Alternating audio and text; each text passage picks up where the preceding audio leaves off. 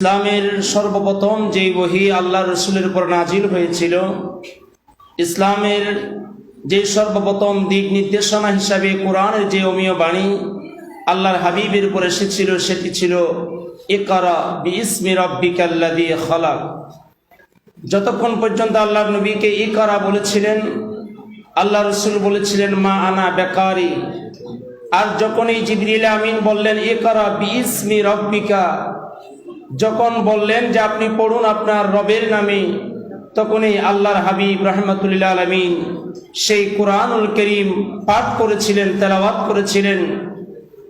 আজকের এই প্রেক্ষাপটে আমরা যদি বাংলাদেশের বিভিন্ন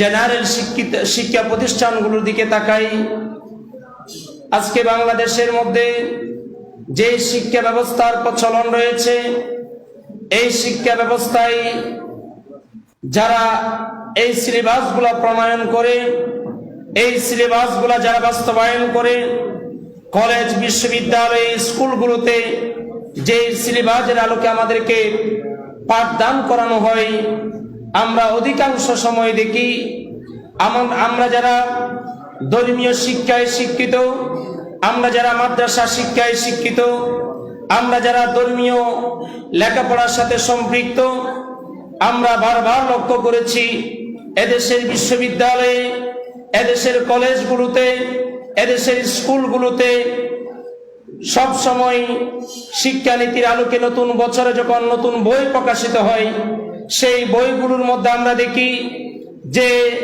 ইসলামের যেই অমীয় বাণী, ধর্মের যেই চর্চা যুগ যুগ ধরে চলে এসেছিল, সেই ইসলামের অমীয় বাণীগুলো ধর্মীয় শিক্ষার নামে নৈতিক শিক্ষার কথা বলে যেই নতুন পাঠ্যসূচি আমাদের সামনে উপস্থাপন করা হয়, সেই বইগুলোর মধ্যে দেখা যায় ইসলামের মহানবী আমাদের প্রিয় নবী হুজুর মুহাম্মদুর রাসূলুল্লাহ সাল্লাল্লাহু আলাইহি ওয়াসাল্লামের শানে কটূক্তি করে কথা বলা হয়।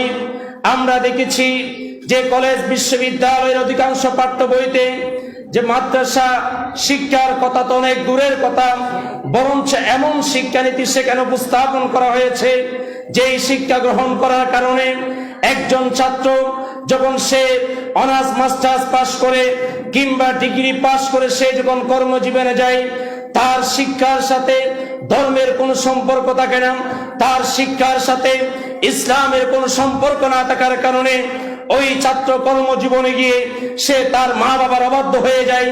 ইসলামের সাথে ধর্মের সাথে তার শিক্ষার সাথে স্রষ্টার সম্পর্ক না থাকার কারণে সে কর্মজীবনে গিয়ে সে তার পরিবারের সাথে ধর্মীয় আন্তঃসম্পর্ক স্থাপন করতে পারে না।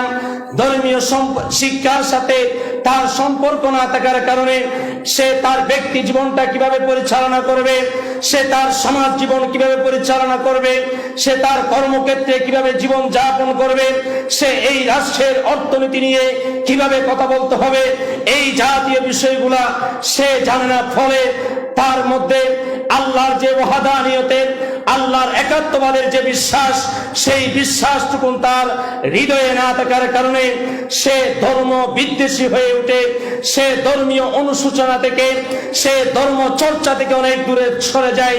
ফলে একজন ছাত্র যখন ধর্মীয় শিক্ষা থেকে অনেক দূরে সরে যায়, তখন তার ভিতরে নৈতিক অবক্ষয় ঘটে, তার চরিত্রের পদস্খলন ঘটে, যার কারণে আজকের সমাজ, আমাদের যুবক শ্রেণীর তারুণ্যের একটা শক্তি দিনের পর দিন মাদক সেবী হয়ে যাচ্ছে। তারুণ্যের একটা শক্তি দিনের পর দিন অবৈধ যৌনাচারের দিকে নিক্ষিপ্ত হচ্ছে। তারুণ্যের একটা শক্তি দিনের পর দিন, বছরের পর বছর একটা বয়সে যাওয়ার পরে সে তার মা বাবা থেকে বিচ্ছিন্ন হয়ে যাচ্ছে। বন্ধুরা আমার, আজকে বাংলাদেশ আহলে সুন্নাত ওয়াল জামাত রামগঞ্জ উপজেলা শাখার আজকের এই প্রতিনিধি সম্মেলনে আমরা দেখতে পাচ্ছি যারা আমাদের সামনে উপস্থিত হয়েছেন, আপনারা যারা এসেছেন, আমি আপনাদের সবার উদ্দেশ্যে একটি কথাই বলবো। ইসলাম বলেছে ইকরা বিইসমি রাব্বিকাল্লাযী খালাক। এই আয়াত নাজিল হওয়ার মধ্য দিয়ে আল্লাহ পাক রব্বুল আলামিন আমাদের মানব জাতির জন্য এই মেসেজ দিয়েছেন যেই শিক্ষার সাথে স্রষ্টার কোনো সম্পর্ক থাকবে না, যেই শিক্ষার সাথে ধর্মের কোনো সম্পর্ক থাকবে না, সেই শিক্ষা কখনো পরিপূর্ণ শিক্ষা হতে পারে না। বাংলাদেশ আহলে সুন্নাত ওয়াল জামাত ইসলামিক ফ্রন্ট বাংলাদেশ ইসলামী ছাত্র সেনা প্রতিষ্ঠা লগ্ন থেকে এদেশের শিক্ষা প্রতিষ্ঠানগুলোতে এদেশের সরকারের শিক্ষা মন্ত্রণালয়ের মাধ্যমে তাদের সাথে আলাপ আলোচনার মাধ্যমে, তাদের সাথে কথা বলার মাধ্যমে, তাদের সাথে টেবিল টক করার মধ্য দিয়ে আমাদের জাতীয় নেতৃবৃন্দ সেই এদেশের শিক্ষা প্রতিষ্ঠানগুলোতে ধর্মের একটা সম্পর্ক স্থাপন করার যেই আন্দোলন তারা সৃষ্টি করেছেন, সেই আন্দোলন আজও চলছে। আমরা আশা করছি যে এই আন্দোলন যদি আমরা অব্যাহত রাখতে চাই, এই আন্দোলন যদি আমরা অব্যাহত রাখতে পারি, তাহলে সেটা কেবলমাত্র দুই একজন মানুষ দিয়ে হবে না, কেবলমাত্র একজন আল্লামা জয়নুল আবেদিন জুবাইর দিয়ে হবে না, কেবলমাত্র একজন আল্লামা বাহাদুর শাহ দিয়ে হবে না। তাদের নেতৃত্বে সারা বাংলাদেশের মধ্যে আমরা ছাত্র সেনার ভাইদেরকে, আমরা দেশের ছাত্র সমাজকে উদ্বুদ্ধ করার চেষ্টা করছি যে আসুন আমরা সবাই মিলে এদেশের সেকুলারিজমের দিকে না তাকাই, কমিউনিজমের দিকে না তাকাই, আমরা মওদুদিজমের দিকে না তাকিয়ে, ডানে বামে না তাকিয়ে আমরা একমাত্র আদর্শ লাকাদ কানা লাকুম ফি রাসূলিল্লাহি উসওয়াতুন হাসানা, যে আদর্শের মধ্য দিয়ে আল্লাহর নবী গোটা পৃথিবীর মধ্যে বিনা রক্তপাতে একটি শান্তির সমাজ বিনির্মাণ করেছিলেন। সেই শান্তির সমাজ যদি আমরা বিনির্মাণ করতে চাই, তাহলে আমাদেরকে কেবলমাত্র মসজিদ মাদ্রাসা খানকার মধ্যে আবদ্ধ থাকলে হবে না। সেই মসজিদ মাদ্রাসা খানকা থেকে আমাদেরকে রাজপথে আসতে হবে।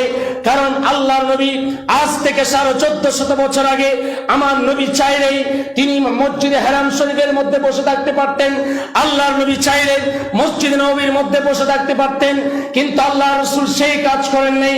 আল্লাহর নবী মসজিদ নববীর খেতাবতের দায়িত্ব যেভাবে পালন করেছেন, আল্লাহর নবী ঘর সংসার যেভাবে সামাল দিয়েছেন, আবার একইভাবে তিনি বদরের প্রান্তরে গিয়েছেন, উহুদের প্রান্তরে গিয়েছেন, তিনি যেভাবে সমাজ পরিচালনা করেছেন, তিনি সেইভাবে রোমানদের সাথে আন্তর্জাতিক নীতি অবলম্বন করেছেন, পারস্যের সাথে পররাষ্ট্র নীতি অবলম্বন করেছেন, সামগ্রিকভাবে তিনি একটা রাজনৈতিক বিপ্লব সাধন করেছেন।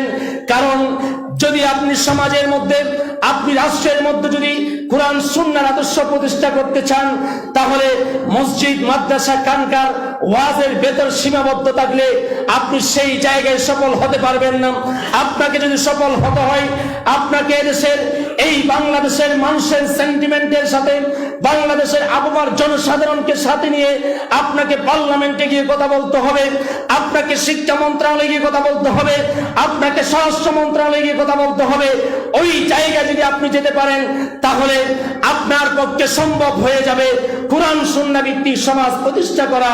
যদি কোরআন সুন্নাহ ভিত্তিক সমাজ প্রতিষ্ঠিত হয়ে যায়, তাহলে দর্শকের আইন, দর্শনের বিরুদ্ধে আইন বাস্তবায়ন করা সহজ হয়ে যাবে।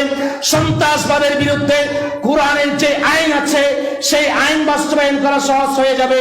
অন্যথায় আমরা যতই আন্দোলন করি না কেন, যতই সংগ্রাম করি না কেন, যতদিন পর্যন্ত আমরা রাজনৈতিক বিপ্লবের কথা চিন্তা করব না, রাজনৈতিক সংগ্রামের কথা ভাবতে পারবো না, ততদিন আমাদের পক্ষে কোরআন সুন্নাহর আইন বাস্তবায়ন করা সম্ভব হবে না।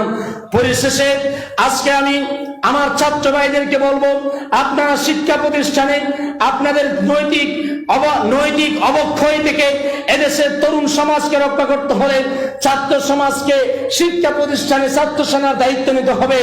আর যারা প্রবীণ মুরব্বী আছেন, আপনাদেরকে আহলে সুন্নাত ওয়াল জামাতের ব্যানারে দাঁড়িয়ে আমাদেরকে সাহায্য করতে হবে, সহযোগিতা করতে হবে, পরামর্শ দিতে হবে যে এই অমুক এলাকার একটা ছেলে মাদক সেবী হয়েছে, তাকে কোরআনের প্রতি কিভাবে আহ্বান করতে হবে, সেই পরামর্শ দেওয়ার জন্য মুরব্বীদেরকে আহলে সুন্নাত ওয়াল জামাতের কাতারে আসতে হবে।